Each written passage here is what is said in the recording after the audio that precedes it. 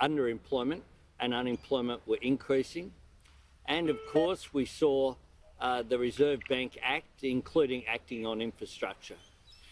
Today's announcement by the government that $500 million will be available for local government projects is welcome, and it's something Labor has called for a long period of time. Local government is in a position to roll out projects efficiently, and they have many shovel-ready projects. I would say that those bushfire-affected communities need more support.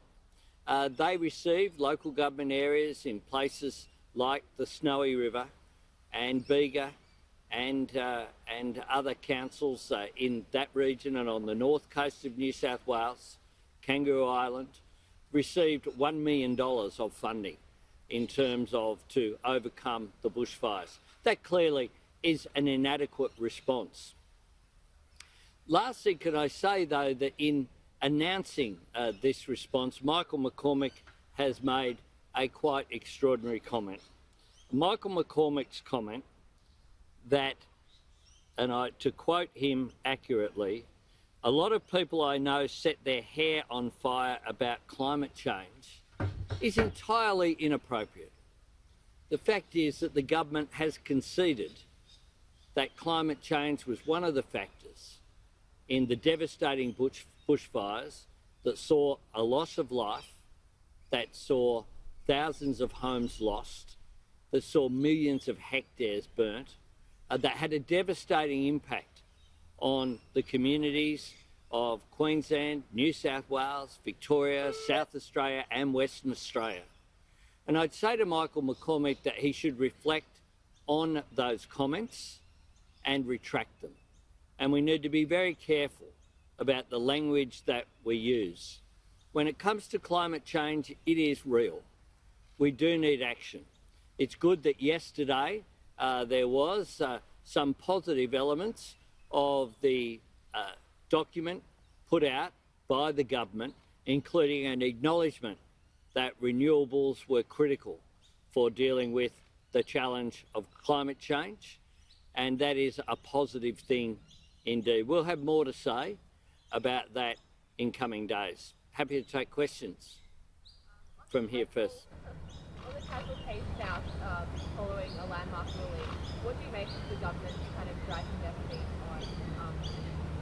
Well, look, this is a ruling that has said very clearly that if people aren't really casual employees, then they shouldn't be called casual employees. If they are permanent part-time, then they should be entitled to the entitlements that other permanent workers get, and that this decision has been made objectively. And in terms of the government and its response, I'd say to the government that one of the issues that has become very clear during this coronavirus pandemic is that people are worried about their security of employment, their security at work. And the government should be coming up with a plan for increasing people's work security rather than continuing to undermine it.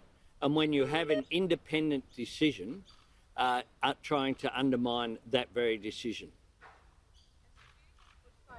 Communities are feeling a little bit forgotten in this time? Well, very clearly they're being forgotten. There's no additional support for local government in those communities with today's announcement. And there's a great deal of concern that when the cameras left, so did some of the support.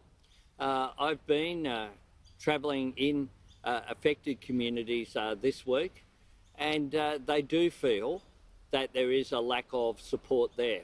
There's a lack of support for specific industries, such as the orchardists around Batlow, the viticulture industry as well, that will be requiring specific support. The timber industry around Tumbarumba needs specific support, and they're asking for some support with freight because they're going to have to take logs from further away. It's Tumbarumba's main employment base, some 230 people directly, but many hundreds more indirectly. The tourism sector in the south coast and other areas has been impacted, and of course the arts and entertainment sector have been completely forgotten. There's due to be a number of festivals would normally be taking place and have taken place over the Easter period. Those communities were expecting to try to rebound from the bushfire impact on the local economy, and of course the coronavirus meant that that didn't happen. The shutdown was just prolonged for them. They've had a shutdown not for a period of weeks, but for the entire year of 2020, and for some of them going back even further. So there is a need to continue to support those communities, and it shouldn't have taken a by-election to get an announcement such as we had a week ago for increased aerial firefighting to increase the capacity, something that was recommended and had a business case now 2 years ago. The telecommunications industry ombudsman report found that the number of complaints actually went down 14% in the January to March quarter compared to the year prior.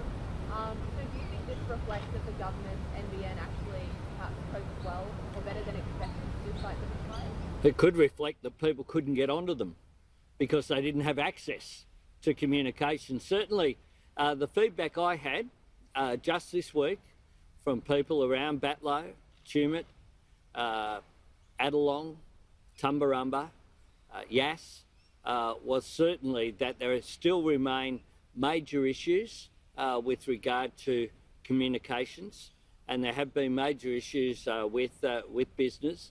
We need to be continually vigilant about those issues. And I'll say this, that the ABC was a lifeline during the bushfire crisis. They were, for many people have told me firsthand, and certainly Christy McBain, our candidate for Eden Monaro, has reinforced the view that for so many people, the information that they got about whether to stay or whether to leave their homes, they didn't have telephone access, they had no mobile coverage, they relied upon the ABC radio reports. And that's why I think the government should have, during this crisis, reinstated the funding that they've cut from the ABC.